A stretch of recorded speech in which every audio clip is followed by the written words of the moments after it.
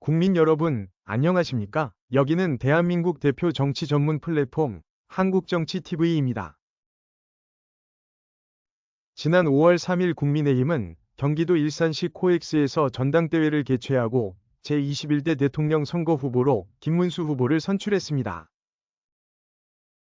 이 모습을 본 국민의힘 지지자들은 후보 간의 과열 경쟁으로 경선 기간 내내 잡음을 일으켜온 국민의힘이 갈등을 봉합하고 본격적인 대선 행보에 나설 것으로 기대했습니다.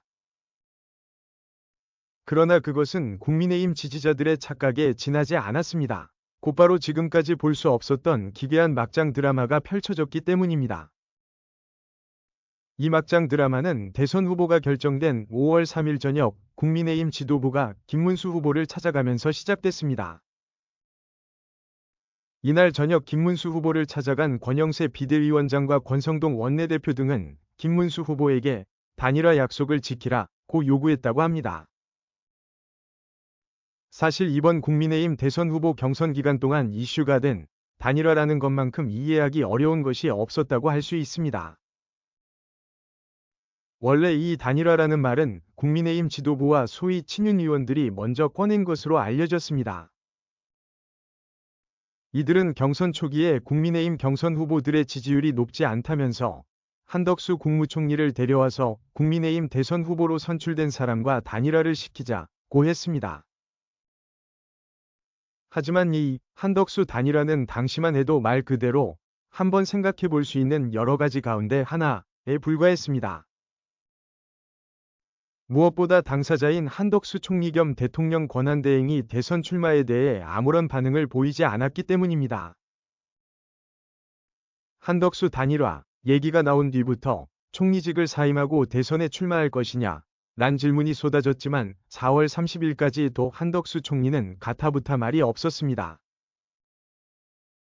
그러니 한덕수 단일화를 먼저 꺼낸 국민의힘 지도부나 친윤그룹에서도 대선 후보 경선에 나온 후보들도 한덕수 단일화를 실제로 일어날 일이라고 생각하지 않았을 것으로 생각됩니다.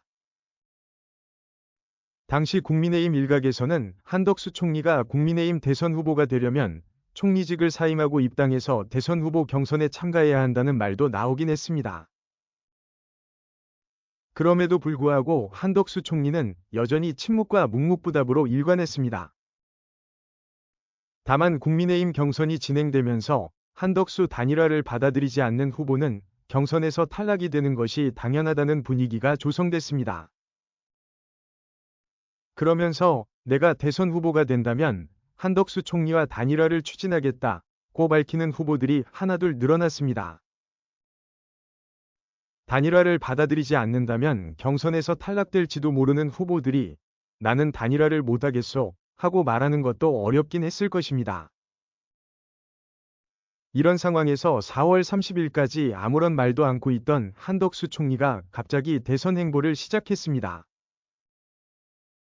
한덕수 총리는 5월 2일 오후 4시경 갑자기 국무총리직에서 사임한다고 발표했습니다. 국회에서 기자회견을 열고 대선 출마를 선언도 했습니다. 그리고 5월 3일 국민의힘 대선 후보를 결정하는 3차 경선일 당일에는 무소속으로 대선 예비후보 등록을 했습니다.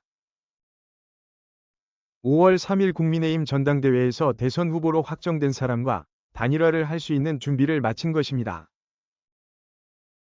그리고 5월 3일 김문수 후보가 대선 후보로 선출이 된 그날 저녁에 권영세 비대위원장과 권성동 원내대표가 김문수 후보를 찾아간 것입니다. 이어서 이제 국민의힘 대선 후보가 됐으니 약속을 지키라 라고 요구했습니다. 그런데 권영세 비대위원장과 권성동 원내대표가 말하는 단일화는 사실 김문수 후보가 한덕수 후보에게 대선 후보 자리와 지위를 양보하는 것이었습니다. 물론 단일화를 하든 말든 그것은 어디까지나 국민의힘이라는 정당 내부에서 일어난 일이긴 합니다. 그렇기는 해도 이번 국민의힘 대선 후보 경선과 단일화를 바라보는 국민의힘 지지자들이나 일반 국민과 유권자들의 마음이 그저 편한 것만은 아닙니다. 무엇보다 국민의힘 대선 후보가 한덕수 전 총리에게 대선 후보 자리를 양보하는 것이 한덕수 단일화의 실체라고 한다면 그것을 정말 단일화라고 불러도 될까 하는 생각이 듭니다.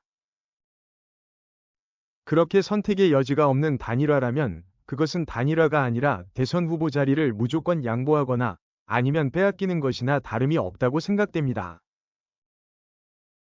그런 게 단일화라면 경선만 통과하면 내가 국민의힘 후보가 되어 이번 대선에 출마할 수 있을 것이라는 생각으로 경선에 참가했던 11명의 후보들은 속았다는 생각을 하지 않을 수가 없을 것입니다. 하지만 국민의힘 지도부는 이런 단일화의 뜻을 대선 경선에 참가하는 11명의 후보들에게 전혀 알리지 않았습니다. 그리고 경선이 다 끝나고 대선 후보가 확정이 된 뒤에 단일화 약속을 지키라면서 단일화란 한덕수 전 총리에게 대선 후보 자리를 넘겨주는 것이라고 주장한 것입니다.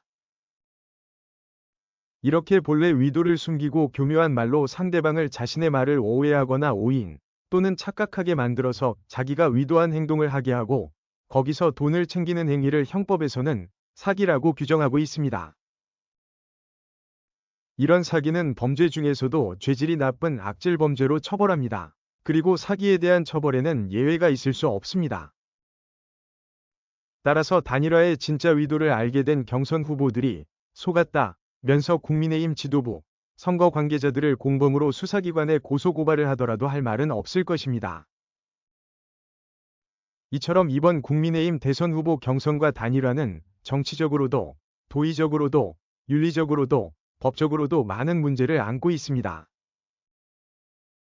그렇기 때문에 이번 국민의힘 대선 경선을 기획하고 실행한 당 지도부 모두 당과 당원, 지지자, 국민, 유권자들에게 책임을 지고 당장 물러나야 옳을 것입니다. 또한 이 일에 직접, 간접적으로 동참하고 동조한 국민의힘 소속 의원들과 겉으로 드러나지 않은 곳에 숨어있는 제3위 인물들도 마찬가지입니다. 물론 이렇게 하다 보면 국민의힘에 남을 사람은 이번 대선 후보 경선에 참가했던 11명의 후보들밖에는 없을지도 모릅니다. 그렇다고 하더라도 정직하지 않은 죄, 사람들을 속인 죄를 지은 정당이 해야 할 일은 그것밖에는 없다고 많은 국민과 유권자들은 생각할 것입니다.